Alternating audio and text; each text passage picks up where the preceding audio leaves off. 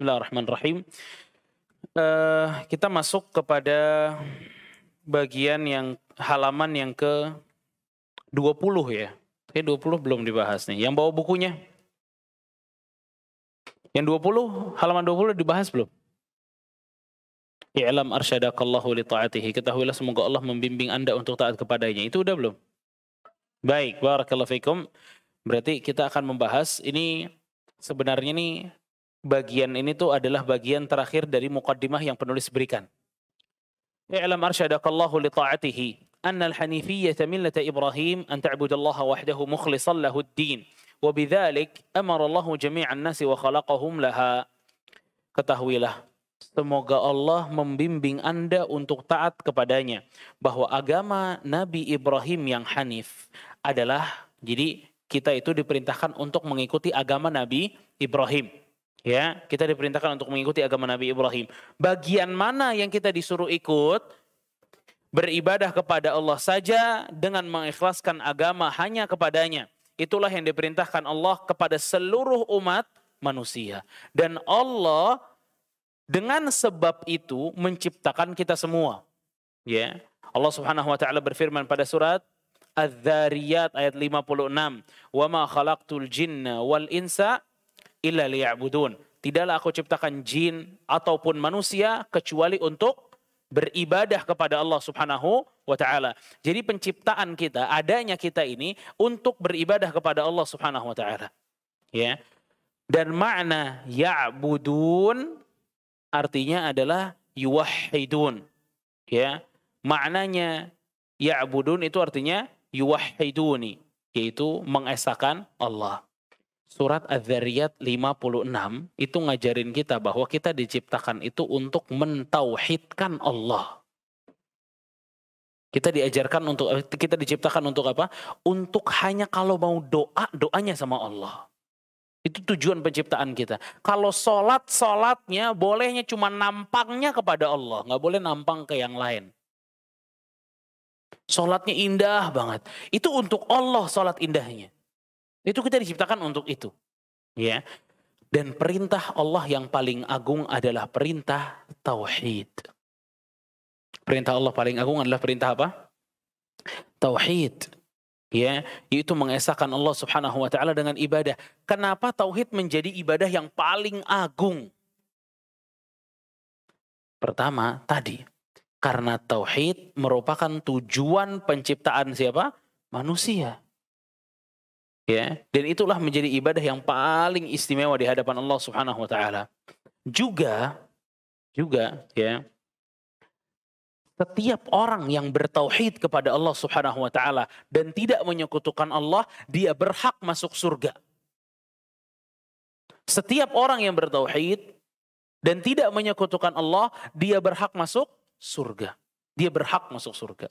Sebagaimana yang Rasulullah SAW sabdakan, ya. Waktu Rasulullah SAW menggonceng Mu'adz bin Jabal radhiyallahu taala anhu, ya, Rasulullah SAW menggonceng Mu'adz di kudanya atau di untanya, kemudian Rasulullah SAW bilang kepada Mu'adz, "Ya Mu'adz, atadri ma haqqullahi 'alal 'abid wa mal haqqul 'ibadi 'ala Allah?" Wahai Mu'adz, tahu enggak hak apa yang ada pada Allah yang harus ditunaikan oleh para hambanya, dan apa haknya hamba yang harus juga ditunaikan oleh Allah Subhanahu wa taala? Kata Mu'adz, Allah wa rasuluhu a'lam, Allah dan Rasulnya lebih tahu. Kata Rasulullah SAW, haknya hamba terhadap Allah itu adalah hanya beribadah kepada Allah dan tidak menyekutukan Allah. Itu haknya Allah paling besar. Jangan ada yang sujud kecuali sama Allah. Itu hak Allah terbesar, ibu-ibu. Nggak boleh kita gantungin nasib kita ke dokter waktu kita sakit, nggak boleh. Nggak boleh kita gantungin nasib kita ke obat yang kita makan saat kita sakit, nggak boleh. Kita harus gantungkan diri kita kepada Allah Subhanahu wa taala. Nggak boleh tuh kita menggantungkan kehebatan kita dalam mengelola satu rumah makan, satu toko atau perdagangan dengan kemampuan kita, nggak boleh. Kita gantungkan semuanya kepada Allah Subhanahu wa taala. Itu tauhid. Dan apa haknya Allah jika para hambanya telah bertauhid dan tidak menyekutukan Allah? Haknya adalah Allah tidak akan memasukkan mereka ke dalam neraka. Lihat, berarti orang yang bertauhid ini berhak masuk surga. Makanya tauhid itu jadi ibadah yang paling agung. Yang dibawa oleh seluruh nabi itu apa sih? Agar bertauhid kalian kepada Allah Subhanahu wa taala. Ya, agar bertauhid kepada Allah Subhanahu wa taala.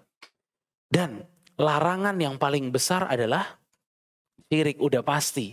Kalau yang paling tinggi tauhid dalam masalah perintah, pasti larangan terberat itu apa? Syirik. Dan syirik itu merupakan dosa yang paling terbesar dan hukuman yang paling berat. Nggak ada maksiat, dosa yang hukumannya lebih berat daripada syirik. Nggak ada. Berani ada orang minta ke sesuatu selain Allah, maka orang ini telah melakukan dosa yang paling besar dan akan diberikan hukuman yang paling berat. Kenapa syirik menjadi dosa paling besar? Karena kalau kita lihat ibu-ibu sekalian ya, orang musyrik, orang yang menyekutukan Allah, orang yang melakukan syirik, ia telah merendahkan Allah. Orang yang musyrik, orang yang menyekutukan Allah, berani minta kepada selain Allah, itu sesungguhnya dia tuh lagi merendahkan Allah. Ya, dia sedang merendahkan Allah Subhanahu wa taala.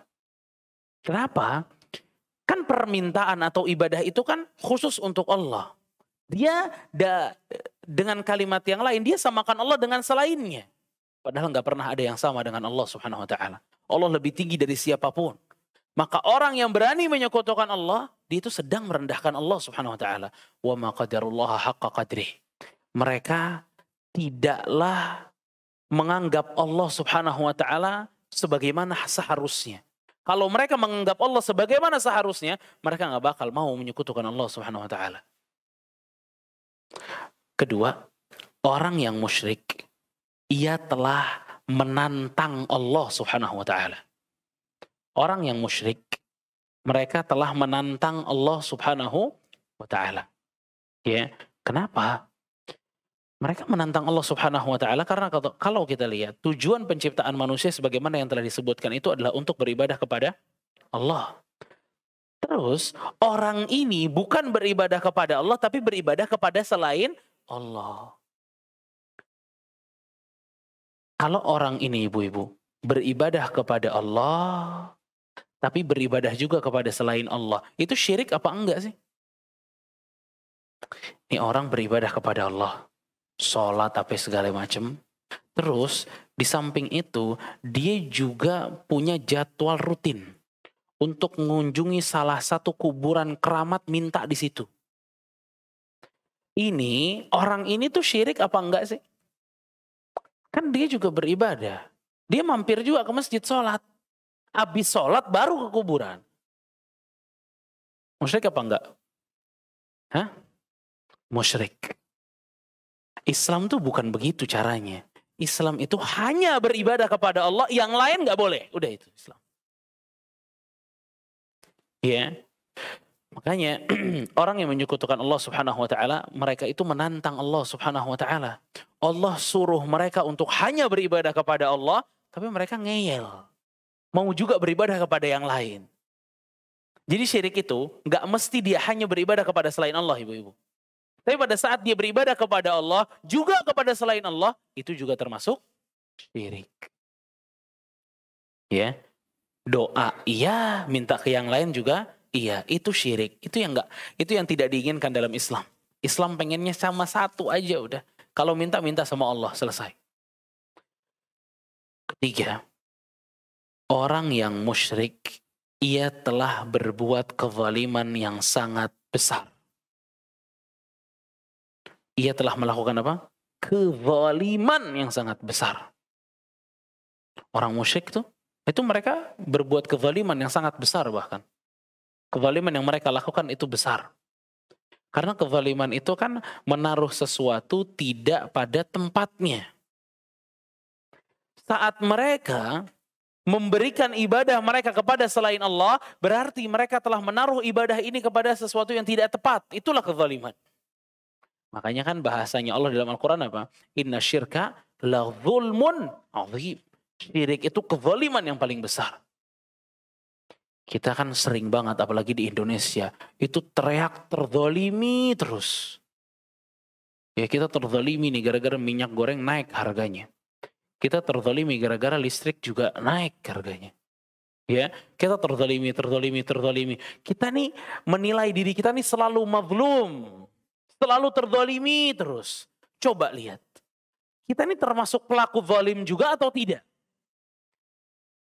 Kalau orang yang teriak-teriak, saya ini selalu terzalimi dengan naiknya cabai mahal katanya sekarang. Bukan? Naiknya cabai, minyak goreng naik, ini saya terzalimi. Tapi kerjaan orang ini tidak pernah memberikan ibadahnya hanya kepada Allah Subhanahu wa taala. Ini orang zalim, bukan mazlum. Ini orang yang paling zalim dengan kezaliman yang paling besar. Dia berani menaruh permintaannya yang mestinya hanya kepada Allah, dia kasih kepada yang lain. Makanya ibu-ibu sekalian, banyak banget orang teriak terzalimi, padahal dia melakukan kezaliman yang paling besar, itu menyekutukan Allah Subhanahu wa taala. Begitu harga-harga naik, ya nggak ada yang setuju dengan harga naik ibu-ibu. Cuma sikap kita, reaksi kita itu seperti apa? Reaksi kita harus reaksi orang yang bertauhid. Bukan orang yang brutal tanpa ada sandaran.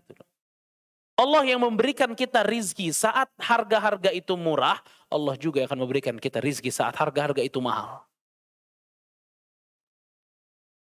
Bukan brutal. Ya. Makanya syirik itu kezaliman yang paling besar. Dan syirik, orang yang musyrik itu, ya, ini yang menjadikan sebab-sebab yang menjadikan bahwa dosa syirik itu dosa terbesar. Orang yang musyrik pasti memiliki rasa suudzon kepada Allah Subhanahu wa taala. Orang yang musyrik pasti memiliki rasa apa? Suudzon, berburuk sangka kepada Allah Subhanahu wa taala.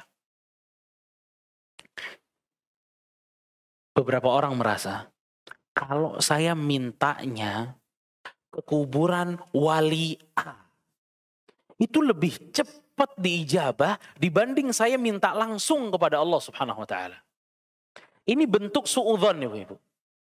Dia ngerasa kalau saya mintanya sama si A itu lebih cepat dikabulin dibanding saya minta langsung sama Allah, Allah lama ngabulinnya. Ini bentuk suudzon kepada Allah Subhanahu wa taala. Dan orang yang menyekutukan Allah tidak akan lepas dari 4 hal ini. Ini yang menjadikan dosa syirik adalah dosa terberat. Hukumannya hukuman terberat. Siapa yang bisa menyebutkan apa hukuman dosa syirik? Angkat tangan dulu, angkat tangan. Jangan keroyokan, angkat tangan. Ujung-ujung, berujung di belakang. Khulud finnar. Selama-lamanya di neraka. Ini silahkan, ada buku nih. Ya, hadiah dari panitianya. Betul nih ngambilnya kapan, sekarang boleh, ntar juga boleh, terserah. Tapi ada buku nggak, Ibu? Ada bukunya? Nggak ada yang ambil sekarang. Belajar pakai ini sekalian langsung.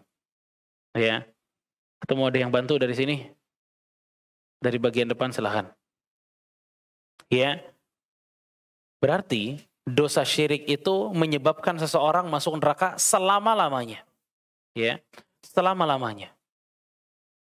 Ya, dan surat Al-Bayyinah ayat ke-5 itu menjadi dalil bahwa orang-orang yang menyekutukan Allah Subhanahu wa taala akan berada di neraka selama-lamanya. Ya. Siapa lagi yang bisa menyebutkan dosa syirik itu hukumannya apa? Angkat tangan dulu, jangan keroyokan. Itu Ibu. Apa?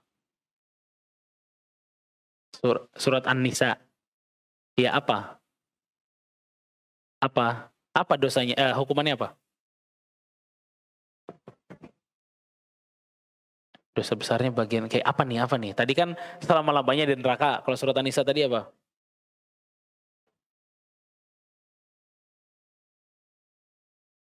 Hah?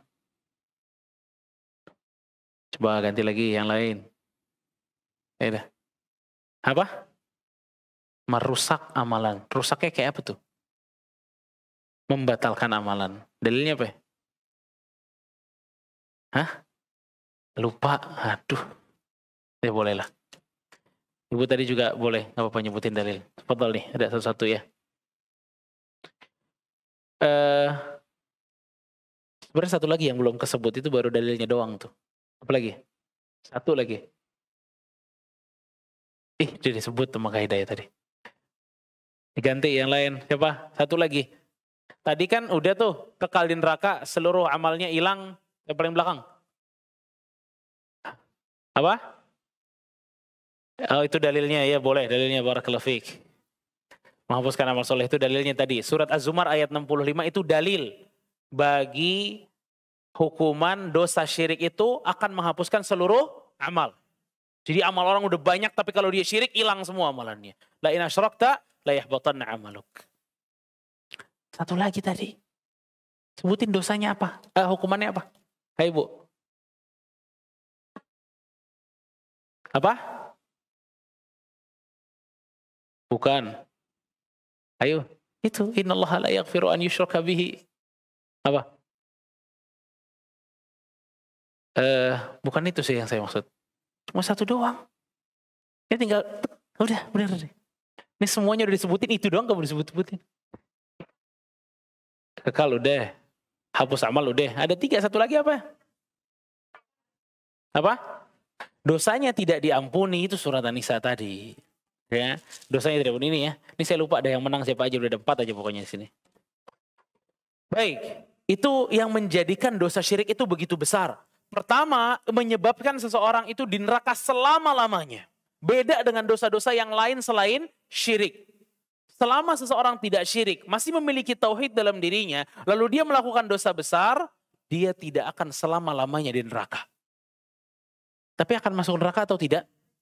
Iya, dia akan masuk. Ataupun tidak, itu berasal dari Allah Subhanahu wa ta'ala. Ya. Juga tadi yang kedua, akan terhapuskan amalannya. Surat Az-Zumar ayat 65. Ya, surat Az-Zumar 65. Yang ketiga, tidak akan diampuni dosanya. Ya, An-Nisa ayat 48. Ya. Ini 3 dosa ya atau 3 hukuman terberat. Hapus amalannya, hilang semua. Ya. Selama-lamanya di neraka dan dosanya tidak akan diampuni oleh Allah Subhanahu wa ta'ala. Baik. Itu yang terakhir dari mukaddimah. Sekarang ibu-ibu sekalian barakallahu fikum, kita masuk kepada dasar yang pertama dari kitab Usul Ats-Tsalatsah. Konsentrasi ya. Berkata penulis rahimahullahu taala, "Fa idza qila laka mal usulul thalathatu allati yajibu 'ala al-insani ma'rifatuha?" Faqul ma'rifatul 'abdi rabbah wa dinahu wa nabiyahu Muhammadan sallallahu alaihi wasallam. Apabila Anda ditanya, apakah 3 landasan utama yang wajib diketahui oleh manusia? Apakah 3 landasan utama yang wajib diketahui oleh manusia? Usul thalathah itu artinya tuh 3 landasan utama. Maka jawablah. Apa jawabannya? Pertama, ya, pengenalan setiap hamba atas Rabbnya. Mengetahui tentang Allah. Ini 3 landasan utama. Yang pertama apa? Mengetahui tentang Allah. Yang kedua, mengetahui agama Islam. Dan yang ketiga, mengenal Nabi Muhammad sallallahu alaihi wasallam. Apa aja 3 landasan utama?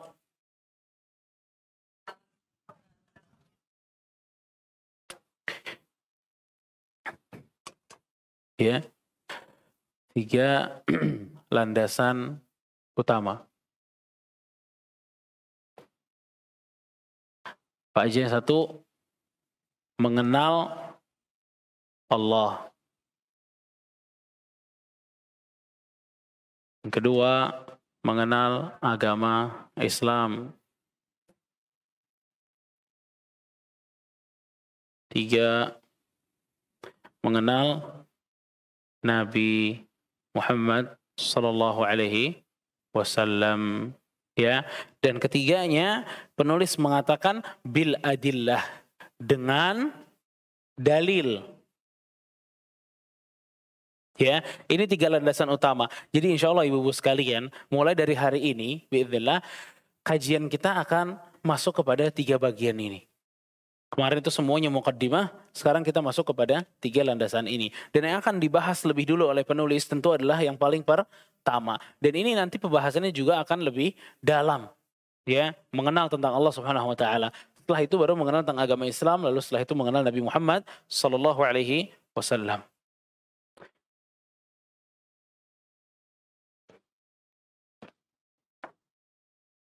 Ya, karena 3 itu apa ya? 3 hal itu 3 hal yang paling penting memang. Ya, kita memang mesti tahu tuh 3 itu tuh.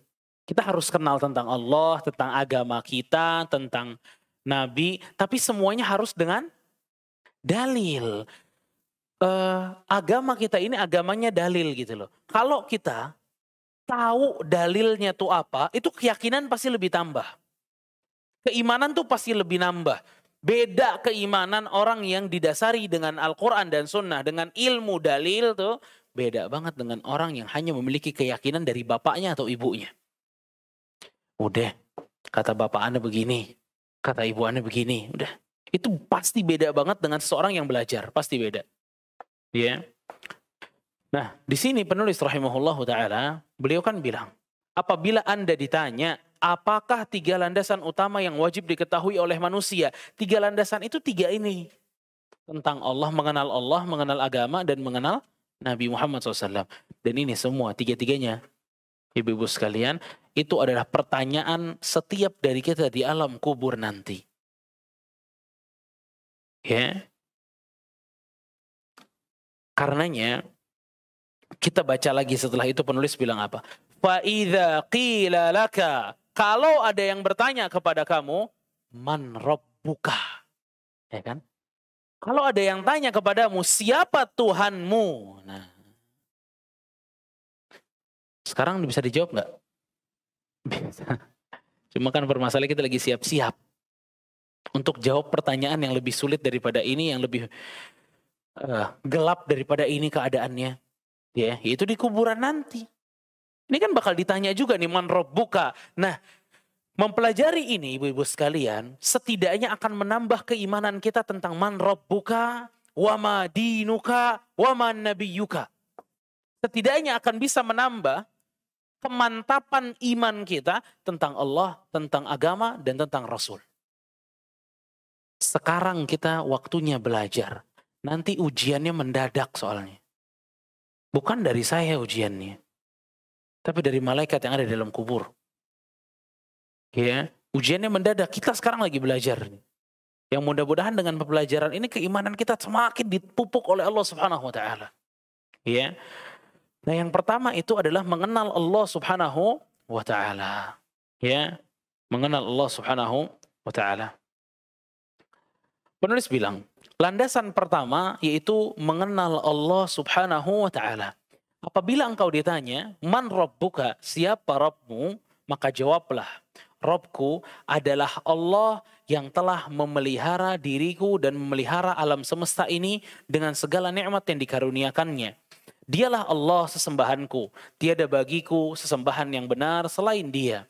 Allah berfirman, Alhamdulillahi Rabbil Alamin. Segala puji hanya milik Allah, Rabb semesta alam. Semua yang ada selain Allah disebut alam. Dan aku adalah bagian dari alam semesta ini. Jadi penulis ini yang pertama, ibu-ibu sekalian, ingin mengajarkan kepada kita, ya, bahwa Rabb itu adalah Rabbiyallahu alladzi rabbani wa rabba jami'il alamin. Kata penulis, kalau kita berbicara tentang Rabb ya, Allah, siapa sih Allah? Itu loh pertanyaannya.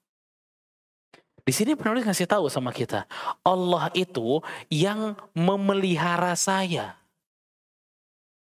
Ya, bukan hanya saya yang dipelihara oleh Allah, tapi al-alamin, semua alam semesta ini dipelihara oleh Allah Subhanahu wa taala. Karena kalimat atau kata ar-rabbu, ya. Ini kan salah satu nama Allah Subhanahu wa taala itu adalah ar-rabbu, ya. Ar-rabbu, rabb, ya. Ini kan salah satu nama Allah Subhanahu wa taala. Nah, ini ar-rabbu Ibu-ibu sekalian ya. Ini salah satu makna dari ar-rabbu itu adalah ya pemelihara. Salah satu makna ar-rabbu itu artinya apa? Pemelihara. Jadi salah satu sifat yang masuk di sini adalah Allah Subhanahu wa taala memelihara. Ya, Allah Subhanahu wa taala apa? Memelihara. Ya, dipelihara sama Allah Subhanahu wa taala, dijaga, dirawat oleh Allah Subhanahu wa taala. Juga yang termasuk makna dari ar-rabbu di sini adalah pemilik.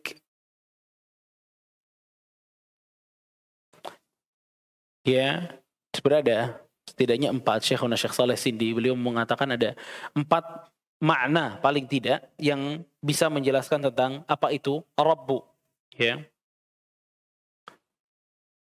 Pemilik, terus as-sayyid, ketua. Ya. Al-mutasarrif, al-mutasarrif, penguasa.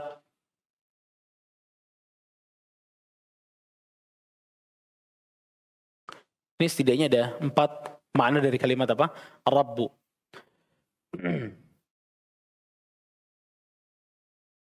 Ini yang nyatet dipastikan mengerti ya. Jangan nyatet doang, ngerti kagak. Ya, kalau kira-kiranya itu nggak bisa berjalan bersamaan, maka dengerin aja. Karena kalau nyatet nggak ngerti Ustadz, nah jangan nyatet berarti. Ya, nanti aja lihat videonya atau minjem catatan sama yang lain. Ya, karena yang paling penting kalau sekarang ini kita mesti ngerti dulu nih. Karena kalau nggak ngerti kan bisa ditanya.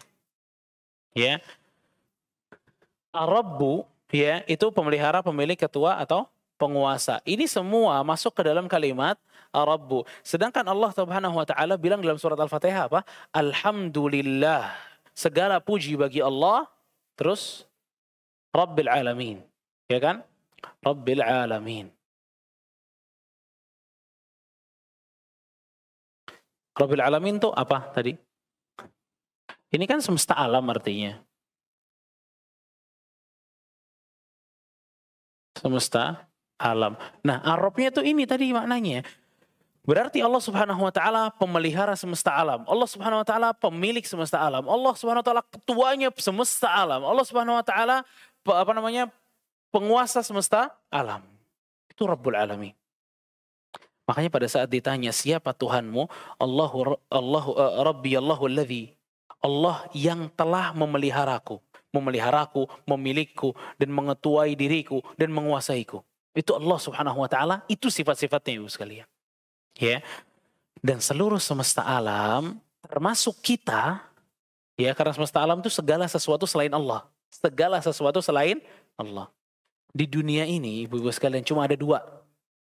Cuma ada 2. Pencipta dan yang diciptakan. Gak ada yang ketiga. Pencipta dan yang diciptakan.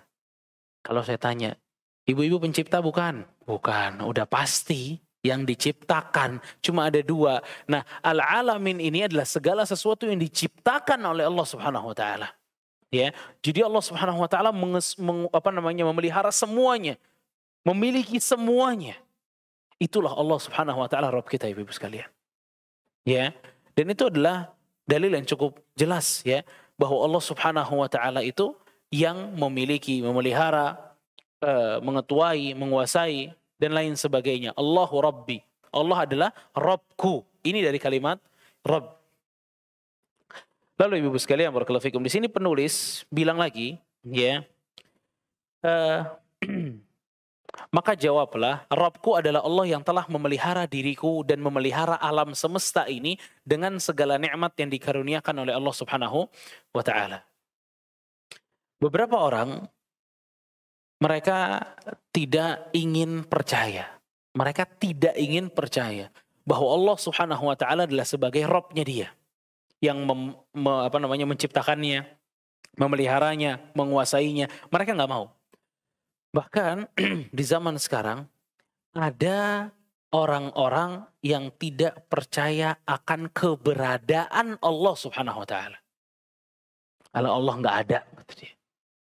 Ada apa nggak orang-orang kayak gitu? Ada. Sekarang banyak katanya. Ya, sebenarnya dia tuh nggak tahu ya. Biasanya orang-orang malas. Dia nggak mau ibadah, tapi gara-gara dia nggak mau ibadah, dia tolak itu dengan apa? Udah Allah nggak ada. Padahal dia malas ibadah. Ya, karena gini ibu sekalian. Penulis di sini bilang lagi setelahnya. Selanjutnya, jika engkau ditanya melalui apa engkau mengenal Rabbmu, kamu taunya Allah sebagai Rabbmu itu dari mana? Gitu. Dari mana taunya? Dari mana coba? Iya juga ya, dari mana? Padahal tinggal dibaca doang, di bukunya ada. Gampang. Bi ayatihi wa makhlukatihi. Dengan ayat-ayatnya dan makhluk-makhluknya. Iya kan? Dengan ayat-ayatnya dan makhluk-makhluknya. Jadi kita mengetahui adanya Allah Subhanahu wa taala dengan tanda-tanda yang ada. Kalau kita berbicara tentang ayat-ayatnya, maka ayat tuh banyak banget di dalam Al-Quran. Yang menunjukkan Allah Subhanahu wa taala ada dan dialah yang menciptakan kita. Dia adalah Rabb bagi kita. Sekarang coba ibu-ibu pikirin. Kalau ibu-ibu diajak sama satu orang masuk ke hutan. Hutannya tuh bener-bener belum ada jejak manusia lewat situ, Bu. Gak ada. Hutannya lebat, jauh banget. Untuk menuju situ tuh jauh banget. Hampir bisa dipastikan tidak ada manusia yang lewat situ. Tapi ibu lagi jalan sama temennya tuh. Jalan menemukan ada satu istana besar banget di tengah hutan. Itu istana besar. Dari tadi nggak lihat apa-apa. Tiba-tiba udah berapa jam jalan lihat istana besar di tengah hutan. Itu kira-kira pertanyaan yang pertama kali muncul di kepala kita apa? Yang buat siapa nih? Iya enggak? Itu fitrahnya manusia tuh. Dia kalau ngelihat sesuatu, dia bertanya. Yang buat siapa nih? Coba. Ya. Kalau ibu-ibu dicubit dari belakang sama temannya di belakang. Cubit. Nengok pasti nanya, tadi siapa yang nyubit gue? Iya kan? Oh nggak ada yang nyubit. Nah gimana tuh? Pasti aneh kan kita. Ini kalau orang tadi kita kan diajak ceritanya ke hutan. Terus ada istana tiba-tiba besar. Pada saat kita tanya ini siapa yang buat? Teman kita ngerespon bilang, oh nggak ada. Udah begitu aja jadi. Aneh, akal sehat kita nggak bakal bisa terima. Nggak mungkin. Pasti nggak mungkin. Itu istana doang satu. Gimana dengan gunung, laut, matahari, bulan, langit, bintang, kita, tanah, bawah tanah. Nggak ada yang menciptakan. Gak mungkin. Pasti ada, yaitu Allah Subhanahu wa taala. Karena itu nggak bisa ditolak. Nggak bisa ditolak. Coba ibu-ibu buka surat At-Tur ayat 35. Surat At-Tur ayat 35. Coba dibuka tuh.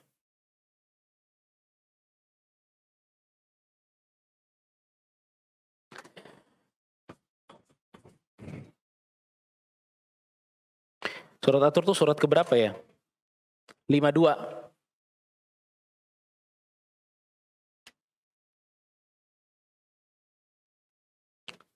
At-Tur surat berapa? Surat 52. Surat At-Tur ayat 52. Ayat 35. Surat At-Tur 52. Surat 52 ya tadi ya. Nomor surat 52 ayat 35. Udah ketemu belum? Apa bacanya? Am khuliqu min ghairi syai'in am humul? Terus am humul khaliqun. Iya kan? Apa artinya? Bacain satu artinya. Satu orang bacain artinya. Satu aja, keroyokan nggak kedengeran, percuma, satu aja.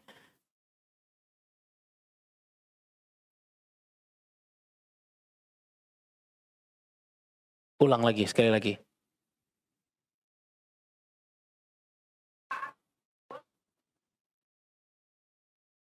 Tuh lihat. Am khuliqu min ghairi syai'. Apakah mereka diciptakan tanpa ada sesuatu? Tanpa ada yang menciptakan? Am humul khaliqun? Atau mereka itu adalah pencipta diri mereka sendiri? Gini, dalam surat At-Tur itu cuma ada 3 kemungkinan. Cuma ada berapa? 3 kemungkinan. Ini tentang penciptaan manusia ya, tentang keberadaan Allah Subhanahu wa taala. Orang-orang mengatakan ya bahwa dia tidak diciptakan oleh Allah Subhanahu wa taala. Sekarang Allah balik tanya, am khuliqu min ghairi syai'. Apakah mereka diciptakan tanpa ada yang menciptakan? Tanpa ada yang menciptakan. Ibu jangan nyatet deh, dengerin aja, ntar bingung. Ya, coba itu jawab pertanyaannya. Ini bingung apa enggak? Enggak bingung apa enggak ngerti? Apakah mereka diciptakan tanpa ada yang menciptakan? Ini enggak terima, akal kita enggak terima. Masa sesuatu ada? Tadi kan kita udah sama-sama lihat, ya. Itu anak kecil aja, kalau kita tepok dari belakang nengok, nyari siapa yang ngukul. Ya, itu tandanya fitrahnya manusia itu meyakini adanya akibat itu pasti gara-gara ada sebab. Adanya sesuatu itu muncul gara-gara ada yang menjalankannya gitu. Nah, ini yang pertama, ini udah gak masuk akal kita nih. Dan itu kemungkinan pertama dalam surat At-Tur ayat 35. Am khuliqu min ghairi syai'. Apakah mereka diciptakan tanpa ada penciptanya, tanpa ada asal usulnya? Ini nggak mungkin. Ini kemungkinan pertama udah nggak mungkin. Am humul khaliqun. Kemungkinan yang kedua, apakah mereka menciptakan diri mereka sendiri?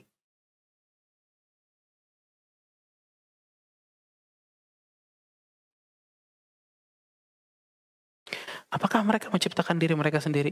Ada yang bisa menciptakan ususnya sendiri? Ada yang bisa menciptakan jarinya sendiri? Nggak ada. Jadi kalimat yang kedua yang Allah tantang mereka, ya, amhumul khaliqun. Apakah mereka itu adalah pencipta diri mereka sendiri? Kita jawab juga nggak mungkin. Berarti cuma ada kemungkinan yang ketiga. Mereka diciptakan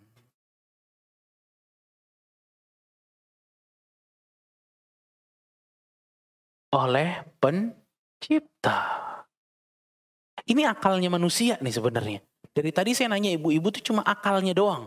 Sehat, kalau akal sehat pasti jawabannya begini. Ya, ini nggak mungkin, ini nggak mungkin. Ya ini yang paling mungkin. Mereka kita diciptakan dan ada penciptanya. Dan itu yang diberikan dalam surat At-Tur ayat 35. Dan ini kembali menunjukkan kepada kita ibu-ibu sekalian. Kalau orang nggak percaya adanya Tuhan tuh disebutnya apa sih? Ateis itu sebenarnya madhab atau pemikiran yang sepi pengikut dulu tuh. Karena nggak ada yang setuju dengan fitrahnya dia. Masa sih nggak ada penciptanya? Buktinya apa? Orang-orang itu yang mengatakan bahwa saya tidak percaya adanya Allah, saya tidak percaya adanya pencipta dan lain sebagainya, itu selalu kembali kepada Allah saat mereka kepepet. Saat mereka sudah dalam bahaya, mereka tahu. La malja wa la manja minka ila ilaik. Gak ada tempat kembali kecuali kepada Allah. Fitrah manusia. Fitrahnya manusia seperti ini. Bahwa sesuatu itu pasti ada yang ciptain. Gitu. Gak mungkin enggak. Dan itu fitrah yang memang Allah Subhanahu Wa Taala berikan. Sekarang gini. Hadis yang Rasulullah SAW mengatakan, kullu mauludin yuladu alal fitrah. Setiap yang lahir, itu lahir dalam keadaan fitrah. Ya kan? Fa'abawahu yuhawwidani. Maka tergantung kedua orang tuanya. Mau jadiin itu anak Yahudi. Jadi itu anak jadi Yahudi. Au yumajjisani. Au yunassirani. Atau mau jadiin itu anak jadi Kristen ya jadi Kristen. Itu anak mau jadiin ateis, jadi ateis. Jadi tergantung siapa? Orang tua. Adapun Allah, Allah udah pastiin bahwa saya menciptakan seluruh manusia dalam keadaan fitrah. Ya, fitrah. Dan fitrah itu apa? Tauhid. Orang pasti tahu bahwa dia ada yang menciptakannya. Makanya kan para ulama mengatakan, saya tahu tentang Allah setelah saya tahu tentang keberadaan Allah setelah saya melihat jejaknya kaki unta. Jejaknya kaki unta menandakan baru ada unta yang lewat. Adanya bulan dan bintang menandakan adanya Allah Subhanahu wa taala. Makanya Abu Hanifah rahimahullahu taala, beliau pernah ditantang berdebat oleh orang-orang ateis. Akhirnya Abu Hanifah bilang, kamu kalau mau menantang saya punya satu cerita dulu buat kamu, kata dia. Apa ceritanya? Kata Abu Hanifah rahimahullah, kata Abu Hanifah, saya ngelihat, kata dia, ada satu kapal di laut, itu yang kapal itu tuh kapal barang. Ajaibnya, kapal barang ini selalu tahu kalau barang ini tuh dikirim ke pelabuhan yang ini. Setelah dari pelabuhan yang itu diambil barang lagi, dikirim ke pelabuhan yang ini. Dari pelabuhan yang ini dikirim lagi ke pelabuhan yang itu. Terus seperti itu. Ajaibnya, kata Abu Hanifah, tidak satu pun ada nakodanya atau ada yang menggerakkan kapal itu. Jadi kapal itu sendiri aja udah. Nah, si orang yang gak percaya Tuhan ini ngetawain Abu Hanifah, ini cerita-cerita hayal, kata dia. Mana mungkin adanya kapal kemudian dia jalan begitu saja tanpa ada yang ngontrol, nggak ada yang pencet, nggak ada yang nyupir, nggak mungkin. Kata Abu Hanifah rahimahullahu taala, ya laha min safinah. Kamu perahu jalan sendiri aja nggak percaya. Terus malam dan siang berputar ini jalan sendiri tanpa ada yang penciptanya, tanpa ada yang mengaturnya, lebih mustahil lagi, kata Abu Hanifah. Kita tuh nggak bisa nolak fitrah kita. Ini orang ateis nih, dia nggak bisa terima bahwa kapal bisa jalan sendiri, nggak bisa, nggak mungkin. Di sisi yang lain ada cerita yang sama, mirip lah, ya. Katanya Abu Hanifah juga, ya. Jadi Abu Hanifah ini katanya janjian sama orang ateis tuh jam 5 sore misalnya. Ternyata dia nggak datang-datang kecuali jam 7 malam. Begitu jam 7 malam datang, ditanya sama orang ateis, kemana aja ente? Kok nggak datang-datang? Kata Abu Hanifah, saya lewatin sungai, tuh sungai nggak ada jembatannya. Tiba-tiba ada pohon 2 jatuh. Pohon 2 jatuh langsung membuat jembatan. Ada talinya, ada buat jalannya. Kata dia. Akhirnya saya jalan selamat, kata dia. Diketawain sama mereka. Kata mereka, ini cerita hayal aja. Mana ada jembatan begitu tuh. Kejadian penciptaannya tuh begitu, nggak mungkin. Begitu doang ada terus ada talinya muncul tuh mustahil. Kata Abu Hanifah, jembatan aja jadi begitu saja Anda nggak percaya. Gimana dengan langit dan bumi? Masa jadi begitu saja tanpa ada penciptanya? Ya, jadi nggak ada sesuatu kecuali di situ ada penciptanya. Dan alamin, saya tulis ya, alamin itu ibu sekalian. Alhamdulillahirabbil alamin. Alamin itu kan segala sesuatu selain Allah, ya kan? Kalau kita lihat, setiap bahasa Arab itu diambil dari 3 huruf, ibu-ibu. Setiap bahasa Arab itu diambil dari 3 huruf nih. Ini faedah nih, ya. Tapi nggak usah dicatat, nanti nggak ngerti lagi. Tunggu, ya. Ini kan tadi al-alamin. Kalau yang ngerti ya nggak apa-apa, catat. Ya, alamin, semesta alam kan. Itu dari kata apa sih? Alam. Alam. Ya, alam tuh artinya apa? Tanda. Alam tuh artinya tanda. Makanya para ulama mengatakan, pada saat Allah mengatakan Alhamdulillah Rabbil Alamin, segala puji bagi Allah, Robnya semesta alam, bahwa alamin ini adalah tanda akan keberadaannya Allah Subhanahu wa ta'ala. Alamin tuh pohon, terus laut, gunung, binatang, dan lain sebagainya. Itu adalah tanda tentang keberadaannya Allah Subhanahu wa ta'ala. Adanya Allah Subhanahu wa ta'ala itu ditandai dengan apa?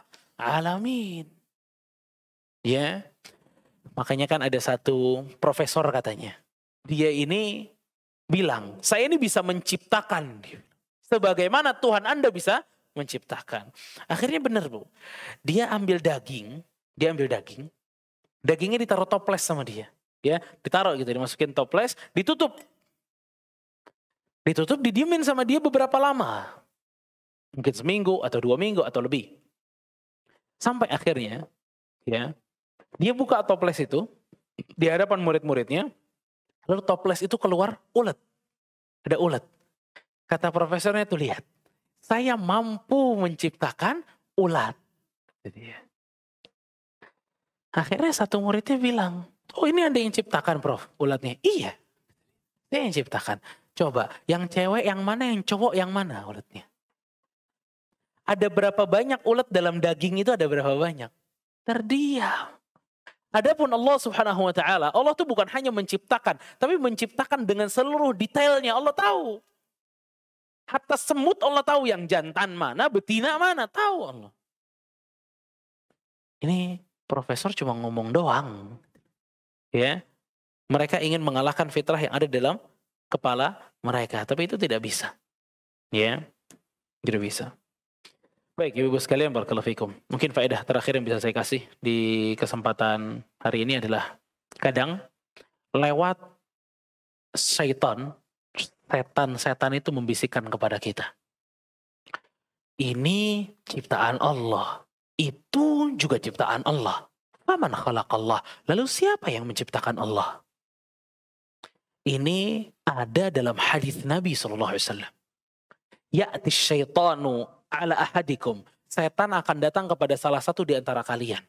Lalu mengatakan, hadza khalaqahullah. Ini telah diciptakan oleh Allah. Itu telah diciptakan oleh Allah. Faman khalaqallah. Lalu siapa yang menciptakan Allah? Maka apa yang mesti dilakukan? Katakanlah kata Rasulullah SAW, amantu billahi wa rasulih. Aku beriman kepada Allah dan Rasulnya. Langsung kita balas dengan keimanan. Ibu. Karena bisikan itu bukan dari lubuk hati yang terdalam. Enggak Ustaz, ini pertanyaan lubuk hati saya yang terdalam. Enggak. Itu setan. Bermuamalah dengan setan gak bisa baik-baik. Kayaknya setan bakal baik deh. Enggak mungkin. Setan gak bakal mungkin baik, ibu-ibu. Gak mungkin. Jadi kita muamalah sama setan. Langsung hajar aja udah. Amantu billahi wa rasulih. Aku beriman kepada Allah dan Rasulnya.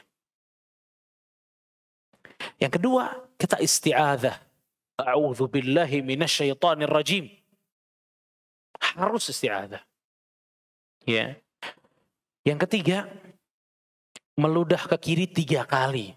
Kata Syekh Saleh Sindi. Dan itu memang salah satu cara pada saat kita sholat, kalau ada setan mampir itu kan suruh ngeludah. Ngeludah tipis-tipis, Bu. Jangan muncrat-muncrat tuh ludah. Ya, tipis-tipis saja. Tafel, ya. A'udzubillahi minasyaitonir rajim, ludah sedikit aja. Ya, itu bisa mengusir juga syaitan, ya. Yang keempat dan yang paling penting, berhenti memikirkannya. Berhenti memikirkannya. Kita tidak memiliki kemampuan untuk memikirkan itu. Otak manusia terbatas. Kemampuan manusia terbatas. Ya. Jadi kita tidak diperintahkan untuk memikir hal-hal tersebut, tapi kita diperintahkan untuk beribadah kepada Allah Subhanahu wa taala. Ya. Makanya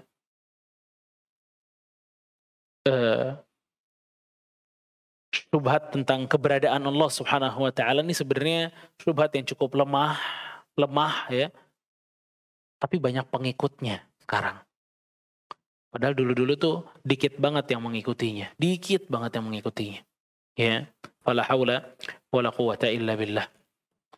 Baik, barakallahu fikum. Mudah-mudahan bermanfaat apa yang kita bisa bahas pada kesempatan siang hari ini. Insyaallah kita lanjut di pertemuan berikutnya. Masih tentang ayat-ayat Allah Subhanahu wa taala yang menambah keyakinan kita tentang wujudnya Allah Subhanahu wa taala dan keesaan Allah Subhanahu wa taala.